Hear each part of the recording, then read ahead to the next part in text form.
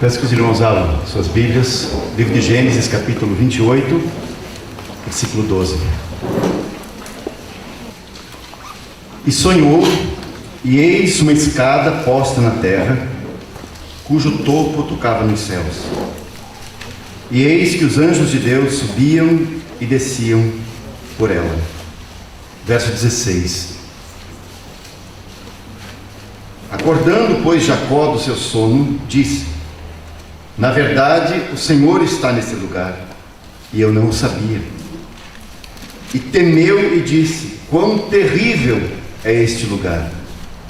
Este não é outro lugar, senão a casa de Deus, e esta é a porta dos céus.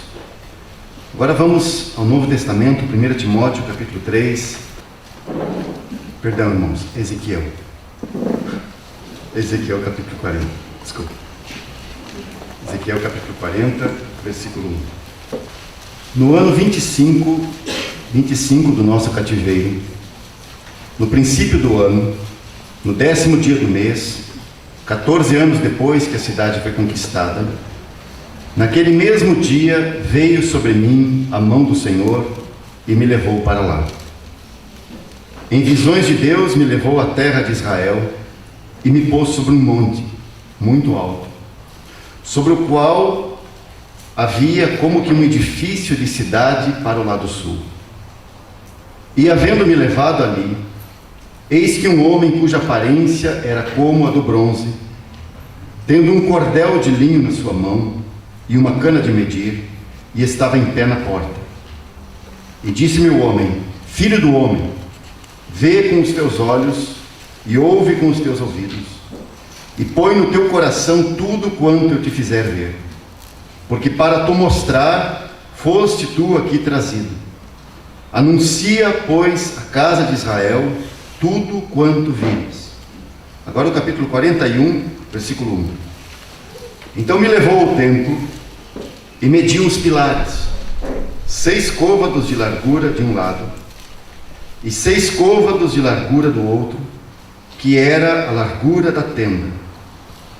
E a largura da entrada, 10 côvados, e os lados da entrada, 5 côvados de um lado e 5 côvados do outro. Também mediu o seu comprimento de 40 côvados e a largura de 20 côvados. E entrou no interior e mediu o pilar da entrada, 2 côvados, e a entrada 6 côvados, e a largura da entrada 7 côvados. Também mediu o seu comprimento, 20 côvados, e a largura 20 côvados, diante do templo. E disse-me: este é o Santo dos Santos. E Efésios, no Novo Testamento, capítulo 2, verso 22. Vamos começar com o verso 20. Edificados sobre o fundamento dos apóstolos e dos profetas, de que Jesus Cristo é a principal pedra da esquina, no qual todo o edifício, bem ajustado, cresce para templo santo no Senhor, no qual também vós, juntamente, sois edificados para a morada de Deus em Espírito. Até aqui, vamos orar. Te louvamos, Senhor, pelo privilégio de estarmos aqui, reunidos ao redor de Tua Palavra. Obrigado pelo Teu firme propósito de edificar a Tua Igreja, pelo firme propósito de edificar a cada um de nós em particular, para que juntos formemos esse edifício. Que o Senhor possa falar aos nossos corações essa manhã. Que o Senhor possa ganhar a cada um de nós com a Tua Palavra. Que nós possamos ser conquistados, edificados. O Senhor possa alcançar a cada um de nós com o Teu propósito. Vem falar com cada um de nós nessa manhã. Em nome de Jesus, te pedimos. Amém. Nosso tema aqui nesses dias, o tempo que nós estaremos juntos, é acerca do eterno propósito de Deus, que é a sua casa. Casa espiritual, uma palavra nos fala, para a morada de Deus em espírito. Nosso propósito é meditar sobre isso aqui nesses dias. Não é de todo um assunto novo para nós. O Senhor tem nos falado e nos mostrado já algumas coisas sobre isso. Graças a Deus, né? Um ano atrás nós estávamos aqui e já ouvimos algumas coisas sobre esse tema, e queremos novamente nos debruçar sobre ele e ouvir aquilo que o Senhor tem a nos falar. Aqui no capítulo 28 de Gênesis, nós temos a primeira menção na Bíblia sobre a casa de Deus. Primeira vez que aparece essa expressão, Gênesis capítulo 28. Os irmãos aí conhecem bem essa história, a história de Jacó, quando estava fugindo do seu irmão, quando parou para passar a noite num determinado lugar, exatamente esse lugar nas proximidades onde o seu pai quase fora sacrificado anos antes. E ele está nesse lugar, ali dormiu, arrumou uma pedra como travesseiro, e enquanto dormia, ele teve um sonho. Nesse sonho havia uma escada que ligava o céu à terra, ou a terra aos céus, e a palavra nos diz que os anjos desciam e subiam por aquela escada. Esse é o sonho. Quando despertou do sono, ele disse: na verdade, o Senhor está aqui nesse lugar. O Senhor está aqui. E eu não sabia isso. O verso 12, né? E temeu, nos diz a palavra. E disse: quão terrível é este lugar. Este não é outro lugar senão a casa de Deus, e esta é a porta dos céus. Essa é a primeira vez que aparece a expressão casa de Deus aí em toda a Escritura. Nós sabemos que esse sonho, ele se cumpriu em Cristo Jesus. Nós sabemos que Cristo Jesus é o cumprimento desse sonho. Os irmãos lembram daquela conversa de Jesus com Natanael, lá no final do primeiro capítulo do Evangelho de João, quando o Senhor faz uma menção a esse sonho de Jacó. E o Senhor diz a Natanael naquela altura, né? Na verdade vos digo que daqui em diante vereis o céu aberto e os anjos de Deus subindo e descendo sobre o Filho do Homem. Ou seja, aquele sonho que Jacó tivera, aquele sonho se cumpriu em Cristo Jesus. Em sua humanidade, ele é a escada apoiada na terra, cujo topo toca nos céus. Por causa dele nós temos acesso aos céus. Por causa dele os céus estão abertos sobre nós. Você deve lembrar que logo depois também do seu batismo no Jordão, o texto nos diz que o céu se abriu. Isso porque Cristo uniu os céus e a terra em sua pessoa. Ele viveu aqui uma vida perfeita, viveu aqui uma vida de céu aberto, e por causa da obra da sua cruz, por causa da sua ressurreição, o céu agora está aberto para nós. Ou seja, a limitação se foi, a barreira foi removida, e em Cristo nós somos unidos novamente com os céus. Aquilo que Adão perdeu lá em Gênesis capítulo 3, aqui nós vemos plenamente recuperado. Em Cristo nós agora vivemos uma vida de céus abertos. Graças a Deus. Graças a Deus. A palavra nos fala, o Novo Testamento nos mostra que a igreja, 1 Timóteo nos fala que a igreja é a casa de Deus. Em Efésios capítulo 2, verso 22, é dito que nós somos edificados juntamente para a morada de Deus em Espírito. Então 1 Timóteo diz que somos casa de Deus, que a igreja é a casa de Deus. E Efésios capítulo 2 nos diz que a igreja é a morada de Deus. A igreja, então, é o lugar da habitação permanente de Deus. Aliás, a palavra que nós temos no texto original, quando aí em Efésios capítulo 2 se chama a igreja de morada de Deus em Espírito, a palavra é diferente da palavra que nós encontramos em 1 Timóteo. Enquanto em 1 Timóteo você tem uma expressão derivada de oikos, aqui em Efésios você tem uma expressão, e que lá é casa, aqui você tem uma expressão para reforçar, e aqui significa que não é simplesmente uma casa. Você pode ter uma casa no campo, você pode ter uma casa na praia, mas lá não é onde a sua vida normal se desenvolve. Nós sabemos disso. Agora, onde está a sua casa? Onde você vive o seu dia a dia? Aí é a sua morada. Então o Espírito Santo reforça ainda aquilo que diz em 1 Timóteo, aqui em Efésios capítulo 2. A igreja é a morada de Deus. É onde de fato a vida acontece. É onde nós residimos. É onde a vida real do dia a dia acontece. Por isso, Pedro, lá na sua primeira carta, capítulo 2, verso 5, ele pôde virar para os gentios, né? Para todos nós, para judeus e gentios, agora abrangendo os dois, ele diz: vós também, como pedras vivas, sois edificados casa espiritual.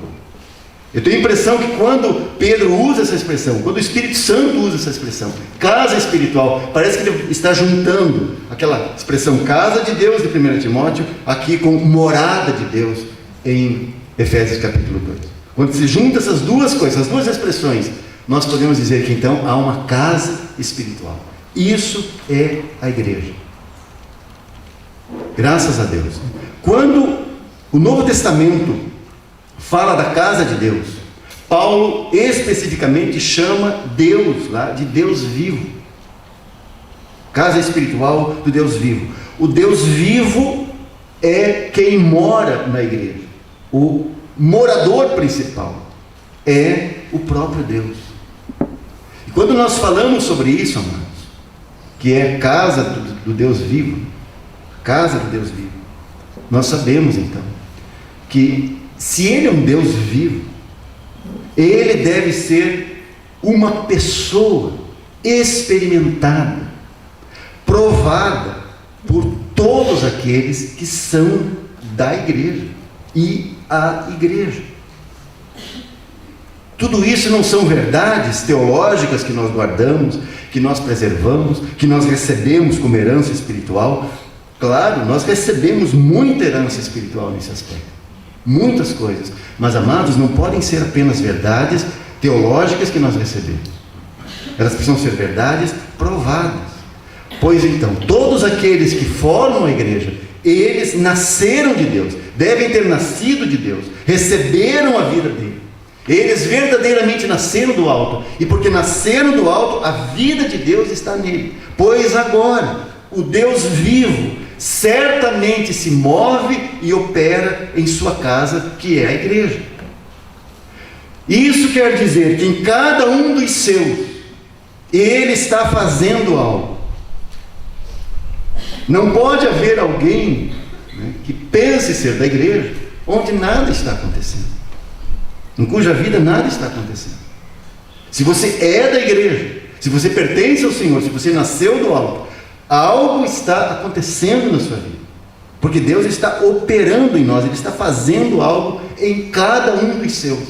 Agora, aquele que não nasceu de Deus, não pode tomar parte de sua casa, e portanto, ele não vai operar nisso, porque a vida de Deus precisa estar presente em cada um daqueles que compõem a igreja. Amados, é isso que significa ter a realidade da igreja, e não apenas um conceito. Nós podemos às vezes ter apenas um conceito, podemos ter uma doutrina ortodoxa, uma doutrina verdadeira, bíblica, recebida como uma rica herança, mas não provada. Nós, como precisamos provar a realidade nesse aspecto. Agora, para que provemos a realidade, a vida de Deus precisa estar fluindo em nós, o operar de Deus precisa estar acontecendo em cada um de nós. Partindo desse ponto, o que é a igreja? A igreja é simplesmente Cristo em união com os seus. A igreja é simplesmente isso, Cristo em união com os seus. Isso é tão forte, que onde estiverem 2 ou 3 reunidos em seu nome, aí Ele está no meio deles. Isso é a igreja. Você não pode construir prédios especiais e chamar esses prédios de a igreja. Você não pode formar organizações especiais, instituições especiais, as quais você chama a igreja. Porque a igreja não são organizações especiais. A igreja não são edifícios físicos, que nós erroneamente damos esses nomes. A igreja é uma coisa: crentes em união viva com o seu Senhor ressuscitado. Crentes em união viva com seu Senhor ressuscitado. Isso é a igreja. Essa é a realidade, não a figura. Por causa disso, consequentemente, toda limitação é removida. Porque agora, em união com o Cristo ressuscitado, todas as limitações humanas são transcendidas. Todas as limitações próprias de Adão são transcendidas. E isso é uma das maravilhas, vamos dizer assim, uma das maravilhas de Cristo ressuscitado como uma realidade viva entre os seus. Nós somos levados até a esfera, amados, de capacidades que estão muito acima das capacidades humanas. Esfera da qual, por causa de Cristo em nós podemos realizar aquilo que nunca poderíamos realizar naturalmente. Por isso, Paulo, ao descrever os reveses de sua experiência, especialmente lá em Filipenses, carta aos Filipenses, ele diz aquele versículo que alguns gostam de citar, assim, erroneamente porque está fora de lugar. Ele diz: posso todas as coisas em Cristo que me fortalece. Isso é capítulo 4, verso 13. Posso todas as coisas em Cristo que me fortalece. A impressão que dá é que alguns eles se fixam na primeira parte. Eu posso todas as coisas em Cristo, mas não entende muito bem o que isso significa. Por causa da nossa união com Cristo, nós sim podemos todas as coisas. Quais coisas? Aí você precisa estudar Filipenses. Quando nós tiramos fora de lugar, então é como se você usasse essa expressão, como se essa expressão, essa frase, posso todas as coisas em Cristo que me fortalece, como se isso fosse assim, de repente te dar superpoderes para você encarar qualquer coisa. Não, eu vou fazer isso porque eu posso todas as coisas em Cristo que me fortalece. Irmãos, você precisa estudar o contexto, precisa ver o que ele está falando isso. Será que você continuaria afirmando usando essa frase, usando esse texto? Se você olhar para o que vem antes, dá uma olhada depois em casa. Por causa de Cristo, por causa da nossa união com Cristo, os nossos relacionamentos são também novos relacionamentos. Quantas vezes, estando na casa de Deus, nós nos relacionamos uns com os outros meramente no nível natural. E aí tudo que nós conhecemos é Adão, uns nos outros. Olha, irmãos, Adão cansa, enjoa, aborrece, entristece, magoa. Adão é terrível. Então, se nós nos relacionamos meramente ou nesse nível, olha, nós teremos muitos problemas. Como você já deve ter enfrentado muitos. Mas se vivemos nessa união íntima com Cristo, isso é realidade. Amados, os nossos relacionamentos são novos relacionamentos. Eles são relacionamentos celestiais. Os nossos recursos são recursos novos. Eles são recursos celestiais. É por isso então que o apóstolo, escrevendo aos Coríntios, ele disse que Deus escolheu as coisas fracas, lembra? As coisas fracas, as loucas e as vis, as coisas que são desprezadas e as coisas que não são, diz o apóstolo, para que ele, por elas, possa reduzir a nada o sábio, o poderoso, as coisas que são. Por que Deus designou assim? Por que Deus resolveu fazer assim? Porque não é por força, nem por poder, mas pelo seu Espírito. E é interessante que essas palavras, essa última frase, não por força, nem por violência, nem por poder, mas pelo meu Espírito, essa frase são palavras ditas no profeta Zacarias, um dos profetas lá do contexto da reconstrução da casa de Deus em Jerusalém depois do cativeiro. Muito interessante que essa frase está lá, dentro daquele contexto. E isso é para mostrar para nós que existem poderes, energias e habilidades para os seus que transcendem em muito todos os maiores poderes e habilidades deste mundo. Agora eu quero abrir um parêntese aqui, com um alerta. Não tome como um consolo o fato de que Deus escolheu essas coisas loucas, como diz o texto, essas coisas fracas, as vis. Não tome isso como um consolo. Eu sou assim mesmo, e tudo está bem. Eu sou assim mesmo, essa é a minha vida. O ponto, irmãos, é que você está na mão de Deus. Se você está na mão de Deus, você pode ser tudo isso. Você pode ser louco, a sua vida, olhando para a vida de Adão, fraco, vil. O ponto é se você está trazendo tudo isso ao que é poderoso, ao Senhor. O ponto é se você está trazendo essas coisas ao nada. Porque se você de algum modo se orgulha de alguma dessas coisas, então você não compreendeu. Essas coisas todas têm que ser trazidas ao nada. Tudo aquilo que você é, então, deve ser levado ao nada. Aí não é o caso de descansar sobre a nossa fraqueza, não é o caso de descansar sobre a nossa insensatez, não é o caso de descansar sobre o nosso nada e ainda dizer, isso aplica-se a mim, está tudo bem. Porque Deus escolheu as coisas, etc. Não podemos considerar assim, nem pensar assim, nem viver assim.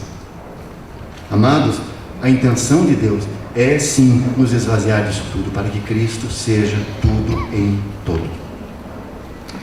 A coisa que importa é que eu, sendo um fraco, sendo um insensato, um louco na minha carne, vil, um ninguém, o que importa é que eu, sendo assim, eu possa conhecer a união da ressurreição com Cristo em todo o seu grande poder, e nessa união com Ele, poderosas coisas espirituais sejam realizadas através de mim.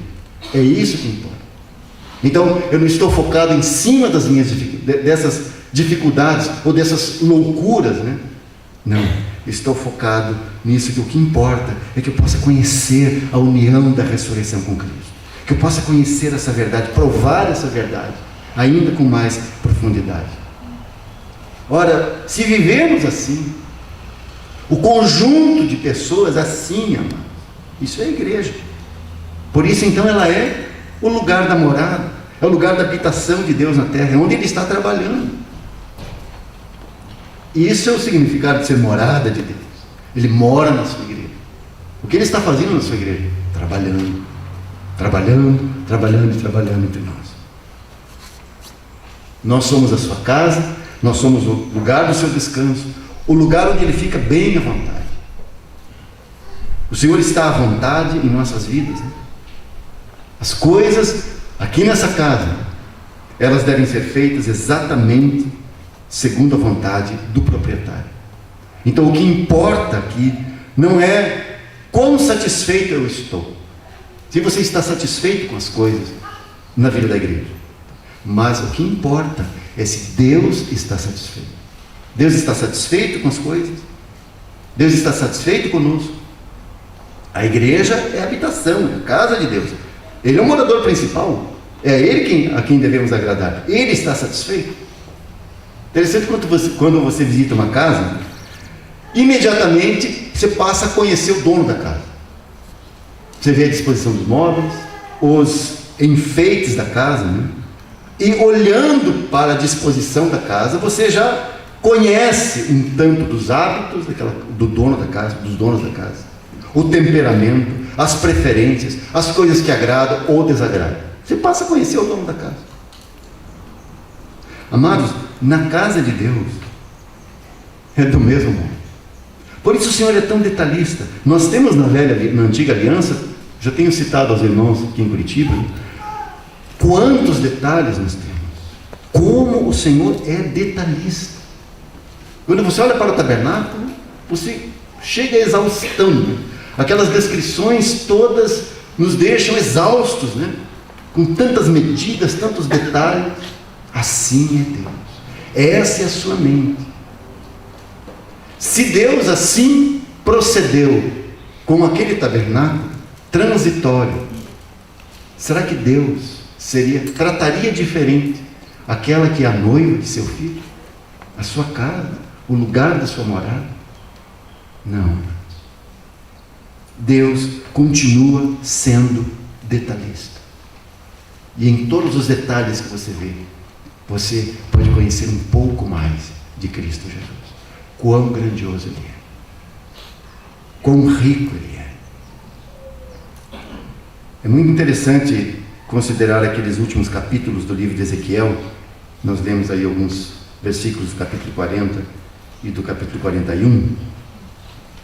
Aqui, a partir do 40 até o final, o Senhor dá a Ezequiel uma visão da casa de Deus no futuro.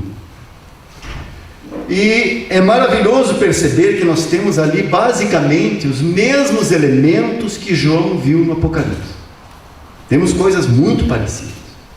Do mesmo modo como João no Apocalipse, essa começa com uma visão da glória do trono de Deus e conclui com o Senhor habitando junto ao homem em santidade e glória. É o que nós vemos aí na profecia de Ezequiel. Então, se você vai, por exemplo, lá para o último capítulo, capítulo 48, versículo 35, irmãos, deem uma olhada aí, por favor.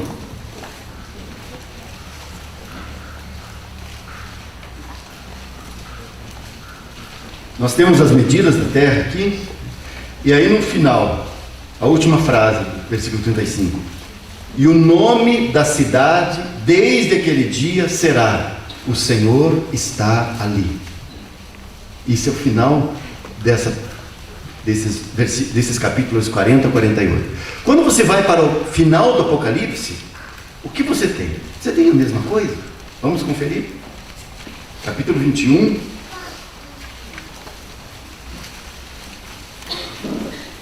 Versículo 2. E eu, João, vi a cidade santa, a nova Jerusalém, que de Deus descia do céu, preparada como uma esposa adornada para o seu marido. E ouvi uma grande voz do céu que dizia: eis aqui o tabernáculo de Deus está com os homens, pois com eles habitará, e eles serão o seu povo, e o mesmo Deus estará com eles, e será o seu Deus. Você percebe como nós temos a mesma coisa lá? Qual vai ser o nome da cidade? O Senhor está ali. Porque qual é o propósito de Deus com a igreja? Morada dele, habitação dele, casa espiritual. Esse é o seu propósito. Agora, nessa visão que o Senhor mostra a Ezequiel aqui, a tentação de todos aqueles que leem, se você ler esses capítulos aqui, 40 ou 48, a primeira tentação que você vai ter é pegar um papel e um lápis, caneta, e tentar desenhar esse templo, esboçar uma planta do templo. É a primeira tentação. E certamente ele é muito diferente do templo de Salomão, muito diferente, aliás.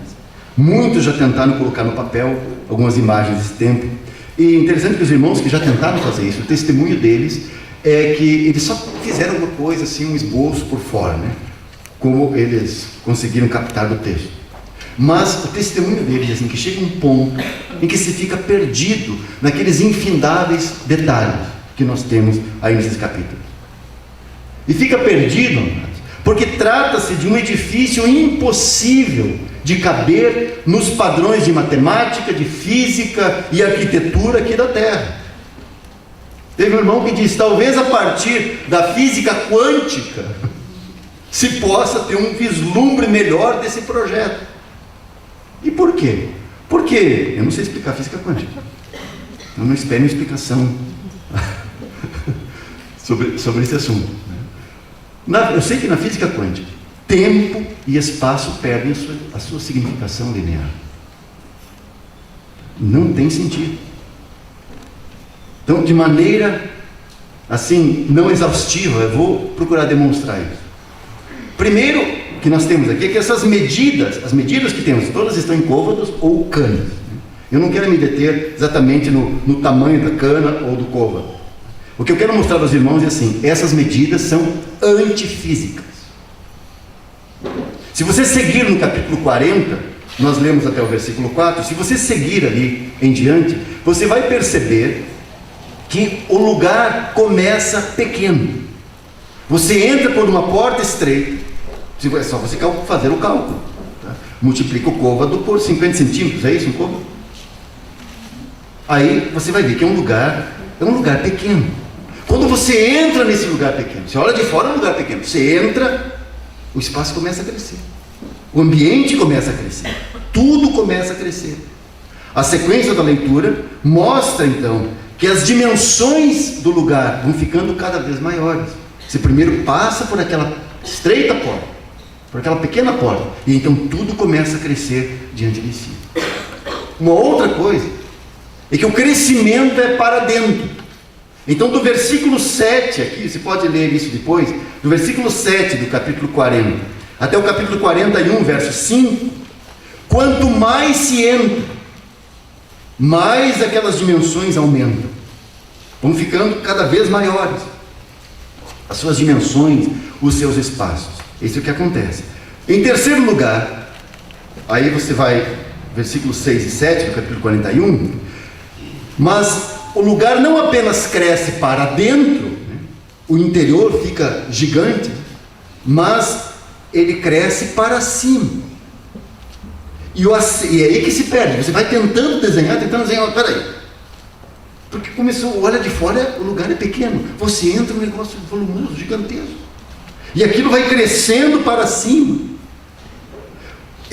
O texto nos mostra que o acesso de um nível para o outro não pode ser alcançado por fora, mas é por dentro que se vai subindo, né? Uma escada em caracol e vai subindo. Só pode ter acesso aos outros níveis por dentro. E eu não quero me deter mais nisso, né? Mas, amados, a dificuldade para colocar essa visão no papel ilustra o nosso equívoco em tentar resolver coisas espirituais por meio de um sistema técnico.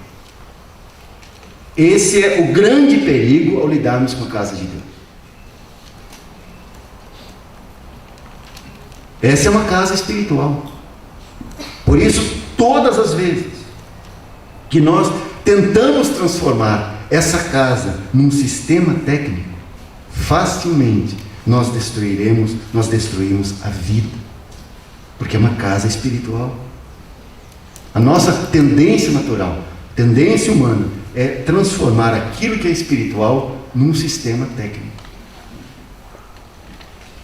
Eu já falei isso aos irmãos aqui em Curitiba uma vez, né? Que se nós olharmos, por exemplo, para o modo como os irmãos procediam com a Assembleia no dia do Senhor, lá no livro de Atos, né? Nós ficamos assim, tanto confusos. Nós não sabemos lidar com aquilo.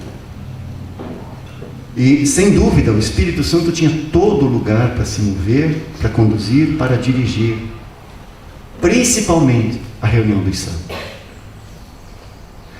Você sabe, amados, que ao longo dos séculos, aliás, já no segundo século, a direção do Espírito foi substituída por uma liturgia.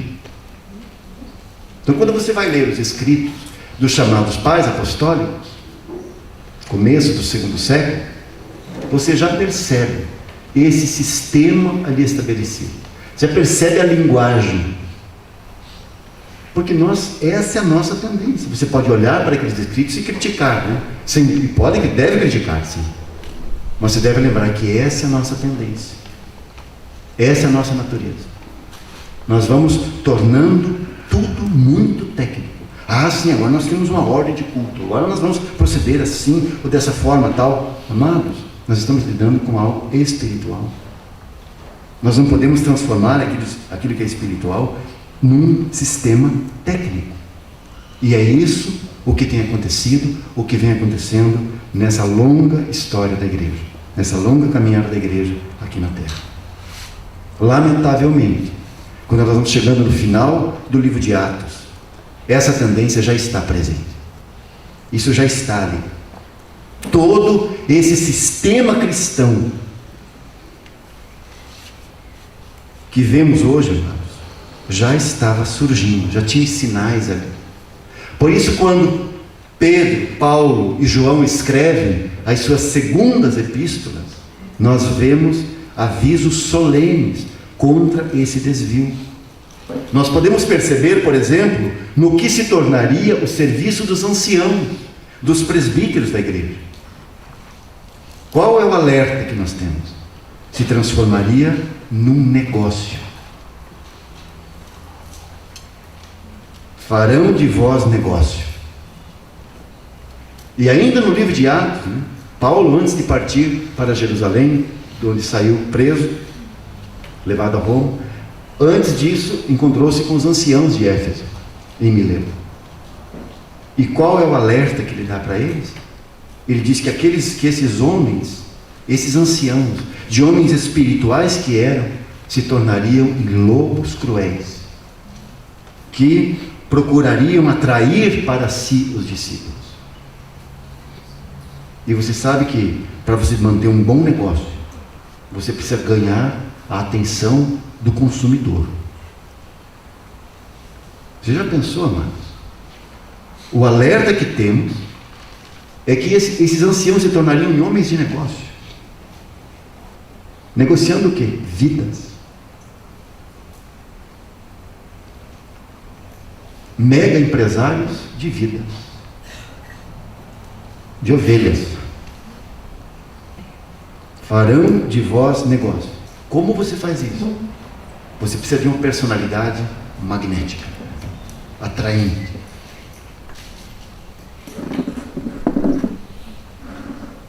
E então, se você tem uma personalidade atraente, você vai atrair certamente alguns para si.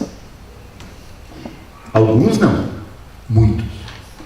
Tudo depende da sua conversa. E você vai ter um resultado excelente. O que é isso, irmãos? Isso é evolução, isso é crescimento, isso é maturidade? Não, isso é desvio, isso é ruína. Não tem outro nome. Ruína. Simplesmente isso. Você sabe que a prova da ruína e da profissionalização que tomou conta dos ministérios na igreja, logo depois do final da era apostólica, foi um movimento anticlerical, denominado montanista. Foi um movimento que começou ainda no segundo século. Um movimento, amados, que durou no mínimo 100 anos. Por 100 anos, eles pregaram contra essa clericalização, profissionalização dos ministérios da igreja. Hoje, dependendo do autor que você for ler, você vai encontrar toda sorte de palavras ruins contra eles, taxados como hereges, movimento herético. A igreja ela fica um pouco confusa quando põe esse carimbo na testa dos montanistas, porque eles precisam salvar pelo menos um personagem lá. Um dos líderes aqui do movimento, aliás, não foi um dos líderes, foi um dos do movimento, chamado Tertuliano. Um dos grandes irmãos do passado, conhecido como um dos pais da igreja, no segundo século. Tertuliano foi aquele irmão famoso, que disse que o sangue dos mártires é a sementeira da igreja. Mas ele era um montanista.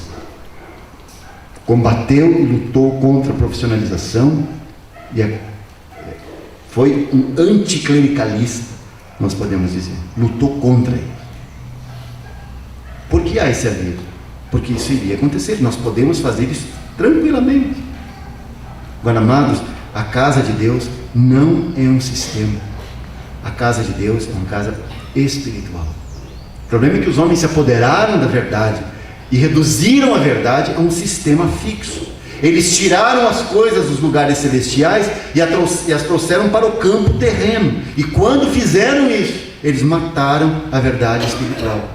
Essa é a lamentável história de muitas coisas no cristianismo. Muitos cristãos realmente começaram uma vida espiritual verdadeira, descobriram verdades profundas da Escritura, estavam no poder espiritual, deles fluía como um rio de vida. Mas então, em algum momento, eles se afastaram daquilo. O homem se apoderou das verdades espirituais, transformou aquilo num sistema, introduziu um elemento técnico nas coisas, e quando fez isso, matou a vida. E essa é a história de muitos movimentos que nós vemos ao longo da história da igreja. Voltando ao quadro da casa de Deus, como apresentado aí em Ezequiel, naturalmente, toda essa apresentação que temos, todos esses detalhes, ele só vem mostrar quão exato, quão cuidadoso Deus é, quão específico Ele é, quanto aos menores detalhes, como já dissemos há pouco. E isso é de fato uma lei na casa de Deus. Deus é muito específico, assim, aos menores detalhes, para que não fique nada para nós. Agora, se nós não percebemos esses detalhes, então nós introduzimos alguma coisa nossa. Se você fechar os olhos para os detalhes, você vai introduzir algo que é seu. E se você olhar para a história, amados, é o que mais você vai encontrar. Os homens de Deus, servos de Deus no passado, muitos deles, Deus usou para restaurar, trazer de volta essas verdades, esses detalhes todos. Lamentavelmente, outros olharam para isso daqui assim superficialmente, não prestaram atenção aos detalhes. Aliás, isso parece que tem a ver com também personalidade, né? Claro, né? Isso é uma coisa natural. O Espírito Santo precisa abrir os nossos olhos. Nós precisamos dar atenção para aquilo que Deus falou. Nós somos às vezes como os israelitas lá quando estavam recebendo a lei. Eles mal Deus começou a falar. E eles disseram: tudo que Deus falou, isto faremos e obedeceremos. Estava lendo Neemias essa semana, e interessante que quando a lei é lida lá em Jerusalém, depois da restauração dos muros, aqueles que voltaram do cativeiro e voltaram para reconstruir a casa de Deus, depois que ouvem a leitura da lei, eles dizem a mesma coisa: isto faremos e obedeceremos. Eu não estou questionando, aliás, não estou falando que eles estavam sendo falsos quando disseram isso. Não, amados. Eles não prestaram atenção aos detalhes, aliás, nunca prestaram. São exatamente como nós. Aliás, eles são um extrato da nossa raça, da nossa espécie. Não prestam atenção. Nós somos assim. Mas como Deus é detalhista. Cada pequena coisa tem a sua própria medida. Uma medida que é dada por Deus.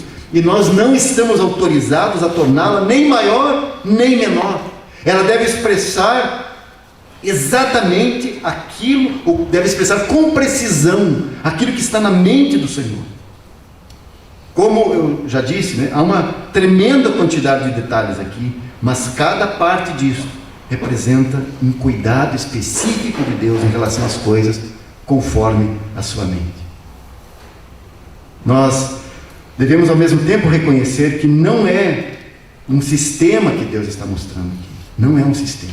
Nessa visão da casa de Deus, ele não está apresentando um sistema, não está apresentando uma organização para nós, ele está apresentando uma pessoa. Por isso não cabe no papel. Você não consegue colocar no papel todos esses detalhes, porque aqui está sendo descrita a casa de Deus. O que é a casa de Deus, amado? É a igreja, crentes em união com o seu Senhor. Está apresentando uma pessoa para nós, a pessoa de seu filho. O seu filho, a cabeça que é Cristo, com o seu corpo, isso é a casa espiritual. Isso não é uma organização. E a característica suprema desta casa tem a ver com vida. É isso que importa. Quantos estão satisfeitos porque nós estamos muito bem organizados? Nós sabemos como fazer as coisas. Sabem mesmo? Sabem seguir os padrões humanos, né? Mas ali você percebe que não há vida. Não há vida. Que o Senhor tenha misericórdia de nossas vidas. Que o Senhor possa abrir os nossos olhos. para perceber esses detalhes. Interessante ainda que, lá naquele primeiro capítulo, no capítulo 40, né, o primeiro texto que nós lemos ali de Ezequiel, diz que ele foi levado a um monte muito alto. Foi levado à terra de Israel, a um monte muito alto. E aí ele foi mostrado o edifício, aquele edifício. Então ele viu de uma posição elevada. E isso me faz lembrar que também de um monte muito alto que Paulo nos apresenta à igreja nos primeiros capítulos de Efésios. Naqueles primeiros capítulos de Efésios, o que nós temos? Nós temos a igreja do ponto de vista das regiões celestiais. Aí nós vemos o grande tamanho da casa de Deus. Toda a área da casa foi revelada a Ezequiel. E é algo muito grande. Porque está falando da casa de Deus. E eu tenho comigo, né, amados, que nós precisamos tomar muito cuidado para não reduzirmos a igreja àquilo que nós compreendemos. Reduzimos a igreja à nossa localidade, né? Achamos que nós já chegamos lá. Não, nós não chegamos. O perigo de acharmos que já alcançamos tudo que tinha para alcançar, mas não alcançamos. O perigo de achar que nós já conhecemos toda a verdade acerca de Cristo. Nós não conhecemos toda a verdade acerca de Cristo, porque Ele e a sua esposa, sua noiva, são muito grandes. São muito grandes. Então toma cuidado para não reduzir Cristo, não tornar Cristo menor do que Deus o tem feito. Cuidado para não tornar a igreja menor do que Deus a tem feito. Se nós achamos que a igreja é uma organização religiosa, amados, nós reduzimos a igreja. Nós tornamos a igreja menor do que de fato ela é. Porque ela não é, a igreja não é a nossa pequena igreja. A igreja não é a pequena igreja de ninguém.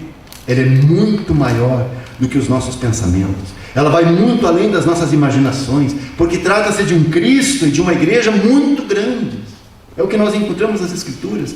E quando nós lemos aquelas frases de Paulo, né? Interessante que ele ora por eles lá em Efésios. As suas orações estão voltadas para essas grandezas, né? Estão lá dentro daquele contexto em que ele está vendo a igreja do ponto de vista celestial. E quais são as frases que ele usa? Ele ora por eles para que a igreja pudesse conhecer qual a largura, o comprimento, a altura e a profundidade. Então isso é um conhecimento que ultrapassa todo o conhecimento humano. Qual a largura, o comprimento, a altura e a profundidade. Está falando de algo assim, tridimensional, né? Algo muito grande. Olha, amado, se há uma coisa sobre o apóstolo Paulo, mais do que nos demais, era isto, que ele estava dominado por essa grandeza de Cristo e pela grandeza da igreja. Por causa disso, você vê esse homem enfrentando todas as coisas, todas as intempéries, todas as perseguições, todas as dificuldades, todas as incompreensões, especialmente dentre os irmãos, ou entre os irmãos.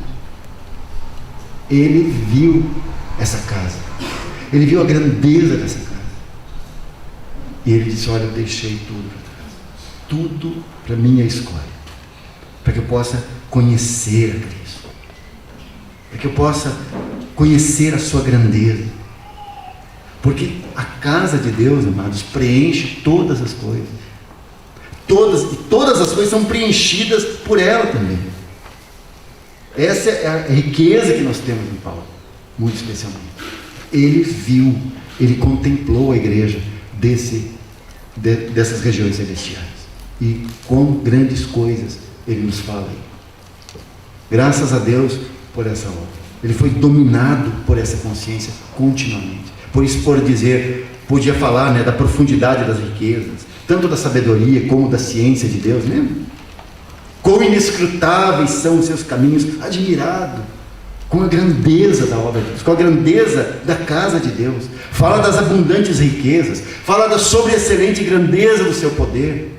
Passou a sua vida inteira subjugado por essa visão, subjugado por essa visão celestial, vencido por essa visão celestial. Nada mais lhe chamava atenção.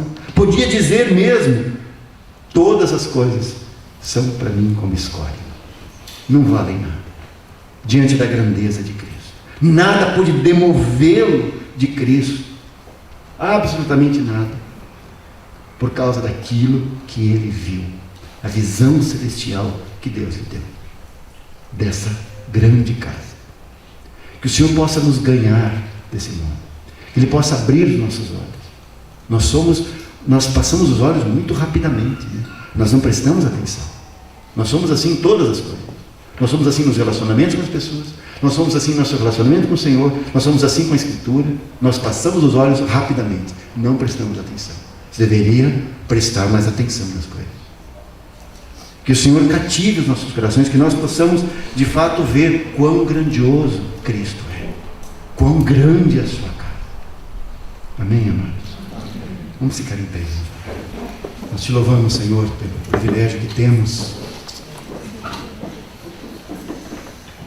de ler a Tua Palavra, de estudar a Tua Palavra e perceber as Tuas grandezas, perceber quão grande é o Teu Cristo, quão grande é a Tua casa.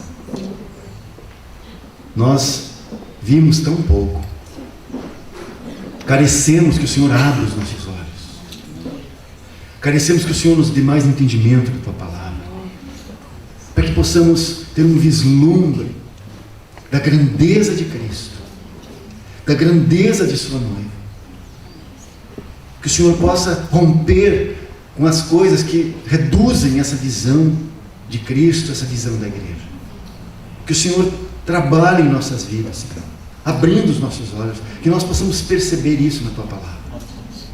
Tem compaixão de cada um de nós e continua a falar conosco, em nome de Jesus, Pai. Amém, Senhor.